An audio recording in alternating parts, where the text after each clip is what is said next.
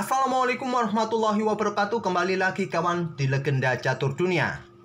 Sementara admin tidak melanjutkan gamenya Stockfish vs Lila J0 di event TCEC Super Final Season 24 kawan, admin akan kembali ke turnamen online Olympic Esports Series 2023 yang sempat kita tinggal beberapa hari ini, dan ternyata turnamen ini sudah menyelesaikan tahap trialnya kawan, dan akan berlanjut babak preliminary tanggal 4-5 Mei mendatang. Sudah ada 14 pemain yang lolos. Nama-namanya admin tidak terlalu ingat kawan. Beberapa nama-nama ini tidak terlalu familiar, bukan pemain top yang sering kita ketahui. Nanti akan bermain di babak preliminary sistem Swiss kawan, dan setelah melewati preliminary ini akan berlanjut ke final di Singapura. Oke, untuk game dari Olympic Esports Series ini saya coba berikan gamenya Hikaru Nakamura kawan, terutama di trial pertama tanggal 1 April yang sempat admin lewatkan. Game ini cukup menarik kawan, langsung saja kita ke papan analisisnya. Dimana pada trial pertama ini kawan, Hikaru Nakamura belum bisa lolos. Trial pertama, trial kedua juga Hikaru Nakamura tidak lolos. Akhirnya di trial ketiga Hikaru Nakamura berhasil lolos ke babak preliminary kawan, setelah mengalahkan Alexis Sarana. Gamenya sudah kita ulas. Ini adalah game Hikaru Nakamura di trial pertama babak Swiss menghadapi Grandmaster asal Vietnam, Nguyen Ngoc Tron, di game ke-11-nya kawan. Gamenya cukup menarik kawan. Idenya adalah pengorbanan menteri dari Grandmaster asal Vietnam ini kawan. Hikaru Nakamura kena prank dengan pengorbanan menteri. Nanti kawan, di pertengahan game saya akan coba berikan cuplikan permainan antara Hikaru Nakamura melawan Duda yang idenya hampir sama kawan dalam permainan Petrov Defense variasi Martinovski dengan ide pengorbanan menteri. Nanti kalian juga di game ini akan melihat pengorbanan menteri dengan pengorbanan di titik yang sama kawan, yaitu menteri nanti bergerak ke peta A3 sama dengan permainannya Hikaru Nakamura yang dikalahkan oleh Duda tahun 2019 di turnamen online Speed Chess Championship dengan pengorbanan menteri yang bergerak ke peta A3. Langsung saja ke gamenya. Hikaru Nakamura pegang putih, mengawali dengan pion E4 dan kita temui pembukaan Petrov Defense dari Nguyen. Jalur utama dipilih oleh Hikaru Nakamura variasi klasikal kawan, kuda ambil pion E5, pion D6, dan di sini kebanyakan kuda ini kembali ke peta F3 kawan, tapi Hikaru Nakamura memilih variasi yang lain, mundur ke peta D3. Ini adalah variasi Kalskin atau Martinovski dari permainan klasikal Petrov Defense. Dan Nguyen melanjutkan kuda ambil pion E4 jalur utamanya kawan, dan menteri E2 masih jalur utama dimainkan oleh kedua pemain, menteri E7. Disinilah kawan ada beberapa pilihan bagi putih, kebanyakan kuda F4 ataupun kuda C3 atau pion B3, mengeluarkan gajah gelap di Viacento di diagonal gelap panjang. Nakamura memilih dengan kuda ke F4, seringkali dia bermain seperti ini kawan, dan di sini kuda mundur ke F6, kuda C6 ataupun pion C6 bisa jadi pilihan bagi hitam kawan. Memilih kuda ke peta F6, lanjut Nguyen membuka tantangan pertukaran menteri, ditolak dengan pion D4. Pada posisi ini setelah pion D4 dimainkan, gajah mungkin akan ditempatkan di peta E3 untuk menunda ataupun menghalangi pertukaran menteri, dan sudah saatnya kebanyakan hitam menukarkan menteri kawan. Kelanjutannya bisa seperti ini.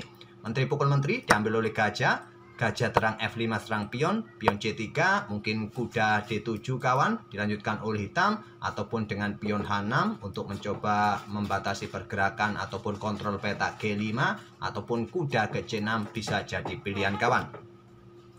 Tapi di posisi ini kawan, Nguyen mencoba menahan diri, dia tidak menukarkan menterinya, bermain dengan gajah F5 terlebih dahulu. Dan Nakamura gajah E3 agar tidak terjadi pertukaran menteri di awal permainan kawan. Dan di game-game sebelumnya ada yang bermain dengan pion C6 ataupun dengan kuda ke C6 kawan, tapi Nguyen memilih kudanya berkembang ke peta D7, dan ini merupakan ide baru di database-nya chess.com kawan. Dan pada posisi ini Stockfish menyarankan putih ini keluar ke peta B5, mencoba serang gajah di sini. Kalau Stockfish menyarankan bermain dengan pion G5 ataupun dengan pion D5 untuk blokade ancam gajah. Memang terlihat menteri ini mencoba menekan dua buah sekaligus kawan. Tentu sementara mungkin kalian akan tunda untuk ambil pion B7 karena ada ancaman juga benteng B8 dan bisa mendapatkan juga pion ada di peta B2 ini kawan. Tapi nanti kalian juga bisa mendapatkan pion yang ada di peta A7. Oke, kita lanjut kembali ke langkah aslinya. Tak perlu kita perpanjang variasi dari Stockfish ini. Nakamura memilih dengan pion C3 kawan. Kemudian berlanjut rokade panjang dan Nakamura di sini mengembangkan kuda ke petak A3. Langkah ini tolong diabaikan sementara, ada tanda kuning, tapi di daftar rekomendasi yang disarankan oleh Stockfish, langkah kuda ke petak A3 ini salah satu rekomendasi juga. Selain kuda ke petak D2 ataupun menteri tadi masih punya kesempatan ke petak B5 kawan.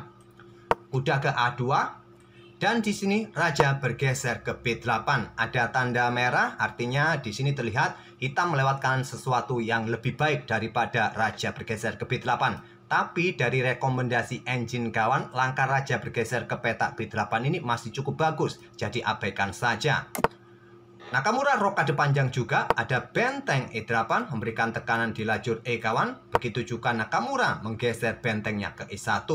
Di sini pion D5 membuka akses diagonal gelap kawan, coba pressure kuda A3 dan di sini Nakamura miskalkulasi kawan, dia melewatkan sesuatu, dia melewatkan kombinasi yang pernah dia temui saat melawan Duda tahun 2019. Dia melangkah menteri ke petak D1. Pilihan terbaik lainnya adalah kuda ini menghindar kawan ke petak C2. Tapi memilih dengan langkah menteri ke petak D1, langkah blunder, dan ini dimanfaatkan oleh Nguyen mengorbankan menteri ambil kuda A3. Dan menurut Stockfish kawan, menteri ini tak perlu diambil balik menggunakan pion, tapi Hikaru Nakamura mengambil balik dan disusul dengan gajah ambil balik skak. Kalau Stockfish tadi menyarankan gajah terang dikembangkan untuk menantang pertukaran gajah terang kawan, kalau diambil oleh hitam barulah sekarang menteri ini bisa kalian ambil. Kalau ada pergerakan gajah ambil pion yang ada di petak A3 skak, raja masih bisa bergerak ke petak D2 kawan. Dan coba lihat ada tempo di sini, jadi gajah ini akan ditarik mundur. Masih ada kesempatan untuk melakukan pergerakan atau persiapan menghadapi serang-serangan berikutnya. Kuda bergerak ke petak E4, masih bisa kalian antisipasi bergerak ke petak E2 kawan. Jadi temponya yang kalian dapat di sini. Tapi tadi di sini kawan, kalau ada gajah bergerak ke petak D3, Stockfish menyarankan gajah ini ke G4 menyerang menteri, diambil oleh menteri di sini dan kalian bisa melanjutkan untuk kuda ambil menteri, pion ambil menteri di sini kawan dan disusul dengan gajah bergerak ke petak A3 skak. Itulah variasi yang disarankan oleh Stockfish, tapi Nakamura simpel ambil balik menteri hitam atau menerima pengorbanan menteri hitam. Pion B ambil menteri A3. Gajah ambil pion A3 skak. Di sini raja ke D2. Oke, kita selingi permainan antara Hikaru Nakamura versus Duda kawan. Pengorbanan menterinya yang hampir mirip di posisi petak A3 dalam permainan Petrov Defense. Kita coba awali dari langkah awal kawan, di mana saat ada kuda F4 di sini tadi bergerak dengan variasi Martinovski, kuda ke petak F4 oleh Nakamura saat itu, di mana Duda yang pegang hitam kawan. Terus bergerak dengan kuda C6, Duda melanjutkan pengembangan kuda C6, pion C3 lanjut Nakamura, Duda kuda F6 menantang pertukaran, pion D4, gajah F5 lanjut Duda, gajah E3. Hampir mirip kawan, situasinya cuma yang menjadi pembeda kuda ini sudah berkembang ke petak C6, tidak lagi ada pion C6 atau kuda berkembang ke petak D7, tapi formasi di sayap raja ini masih mirip dari permainan Nakamura versus Nguyen tadi. Kuda D2, tadi Nakamura memilih kuda A3 kawan. Kuda D2, rokade, kemudian langsung meluncur menterinya Duda saat itu kawan ke petak A3. Tanpa ada kuda lagi di petak A3, Duda tanpa segan-segan meluncurkan menterinya secara gratis. Tapi Nakamura menolak kawan, melangkah dengan menteri ke petak B5. Terus menteri ambil pion A2 lanjut Duda saat itu. Ada gajah D3, gajah pukul gajah diambil balik oleh menteri. Kuda A5 lanjut Duda kawan, mencoba menekan memberikan ancaman skakmat. Raja naik ke petak C2, menteri A4 skak, raja B1, kemudian di sini raja bergeser ke B8 untuk menghindari serangan dadakan di petak terang. Kemudian kuda F3 lanjut Nakamura, benteng D6 diangkat, langsung digeser untuk memberikan dukungan bagi menteri kawan, ancaman skakmat tentunya. Kuda D2 dan di sini benteng A6. Menteri C2 dan Menteri A1 membuat Nakamura menyerah saat itu di langkah ke-19 kawan. Tentu ancamannya sudah skakmat kawan dengan langkah kuda berikutnya open skak, bergeser, dan benteng skakmat. Itulah ide permainan Duda tahun 2019 di turnamen Speed Chess Championship. Tapi akhirnya Duda secara keseluruhan kalah oleh Hikaru Nakamura saat itu. Oke, kembali lagi kawan ke permainan aslinya. Tadi setelah menteri ke petak D1 oleh Hikaru Nakamura ini kawan, tadi menteri meluncur ambil kuda, kemudian diambil oleh pion B, gajah, ambil balik pion A kawan, skak, raja bergerak ke D2 diikuti dengan kuda E4 skak, bergerak ke petak E2, kuda ambil pion C3, garbu raja garbu menteri. Sama saja kawan, kalau di sini tadi raja bergerak ke petak-petak terang ini, ada discover juga, kuda siap ambil pionnya ada di petak F2, garbu menteri juga discover. Jadi Nakamura memilih ke petak yang lebih tertutup ke petak E2, tapi kena garbu juga oleh kuda. Raja F3, kuda ambil menteri D1, benteng ambil kuda D1, kuda F6 untuk melancarkan serangan-serangan berikutnya kawan. Di petak-petak terang ini memberikan dukungan bagi gajah. Dan di sini kawan, terlihat gajah ini juga siap memberikan serangan tusukan pada benteng yang di belakang. Kalau Stockfish menyarankan pion H3 ini kontrol petak G4, tapi Nakamura ingin mengeluarkan perwiranya untuk mencoba menyerang balik kawan. Sampai di sini pun kawan, kita lihat sebetulnya komposisi perwira masih seimbang, cuma di sini Nakamura sudah minus 2 pion kawan. Dan tentu saja gajah G4 skak dipilih daripada bertukar sesama gajah terang, dia memilih benteng yang ada di petak D1. Raja bergerak ke G3, gajah ambil benteng D1, benteng ambil balik gajah, kemudian gajah mundur kembali ke petak D6, mengepin kuda kawan. Dan di sini raja bergeser ke F3, ada pion G5 ancam kuda. Dan kuda ini diberikan secara cuma-cuma oleh Nakamura ke petak H5. Tidak berani untuk mencoba mundur ke petak E2 ini kawan. Ya skakmat sudah dengan langkah seperti ini, pion G4 skakmat. Seumpama kuda ini lompat ke petak H3 kawan, sama juga nanti kena garbuan juga kawan. Juga tewas. Jadi dia menyerahkan kudanya cuma-cuma di petak H5 agar pionnya juga tidak bertumpuk di lajur H. Tidak langsung diambil kawan, tapi skak terlebih dahulu dengan pion G4. Raja mundur ke E2, barulah kuda pukul kuda H5. Pion G3, selanjutnya kuda kembali ke F6. Gajah F5, lanjut Nakamura kawan, sudah kalah satu perwira di sini. Dia kalah satu benteng Nakamura di langkah ke-26 ini kawan. Hasil dari pengorbanan menteri yang cukup brutal tadi di petak A3. Pion H5, Raja D3, kuda E4 menjadi monster di pusat kawan. Outpost sudah tidak bisa diganggu lagi dengan pion F. Karena di sini sudah ada pion G. Kalaupun mau bertukar perwira sekarang, ya rasanya Nakamura tak akan melepaskan gajahnya kawan. Kalau ya dilakukan oleh putih seperti ini, ya simpel saja masih bisa diambil oleh benteng ataupun dengan pion, terserah kalian. Nakamura memilih mempertahankan gajahnya bermain dengan benteng B1, pion C6, perkuat rantai pionnya kawan, dan ada gajah D7, serang benteng, serang pion di sini. Raja terpaksa naik ke petak C7.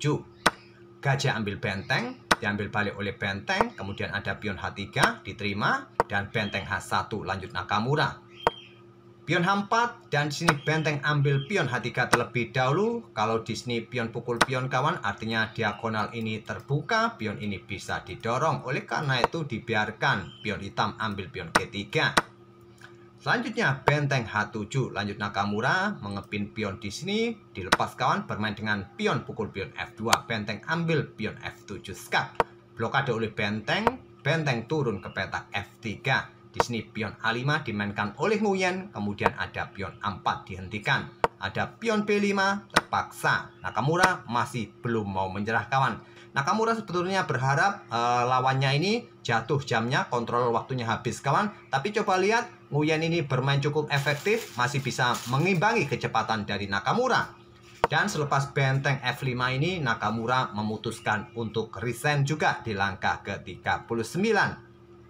Itulah kawan, 2 game dari Hikaru Nakamura yang 2 kali kena prank dengan permainan di Petrov Defense yang hampir mirip, di mana ada pengorbanan menteri di petak A3 tahun 2019 menghadapi Duda, dan tahun 2023 ini menghadapi Nguyen Ngoc Tron kawan asal Vietnam ini. Semoga permainan dan ide-ide dalam permainan Petrov Defense yang dimainkan oleh Hikaru Nakamura tadi dengan ide rokade panjang bisa jadi bahan referensi kawan. Tapi kalian harus hati-hati, ingat ada ide semacam ini yang bisa dilakukan oleh hitam kawan. Pengorbanan menteri cukup efektif juga untuk mengobrak-abrik pertahanan putih. Kita akan bertemu di video-video berikutnya. Terima kasih sudah mampir tiap hari kawan. Wassalamualaikum warahmatullahi wabarakatuh.